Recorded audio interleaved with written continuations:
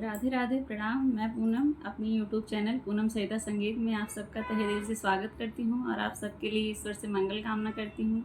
आज हम लोग बहुत सुंदर नाच गीत लेके आए हैं, आप लोग सुनिए। आप लोगों को कैसा लगा कमेंट बॉक्स में ज़रूर बताइएगा और वीडियो को ज़्यादा से ज़्यादा शेयर करिए और अपने आशीर्वाद के रूप में हमारे चैनल को सब्सक्राइब ज़रूर करिएगा और ढेर सारा आशीर्वाद दीजिए। ई काली कोयल बने में मेड़राई हो, ई काली कोयल बने में मेड़राई हो, ई काली कोयल बने में मेड़राई हो, ई काली कोयल बने में मेड़राई हो। सास पहिने लहंगा ननद ओढ़े चुनरी, सास पहिने लहंगा ननद ओढ़े चुनरी, हम पहनी सड़िया जेठान जरी जाई हो, हम पहनी सड़िया जेठान जरी जाई हो।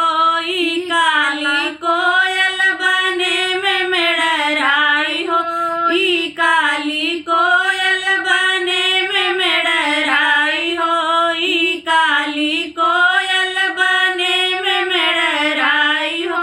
सास खाई पेड़ा ननद खाई बर्फी, सास खाई पेड़ा ननद खाई बर्फी, हम खाई लड्डू बलम ललचाई हो, हम खाई लड्डू बलम ललचाई हो। ई काली कोयल बने में मेड़राई हो, ई काली कोयल बने में मेड़राई हो, ई काली कोयल बने में मेड़राई हो।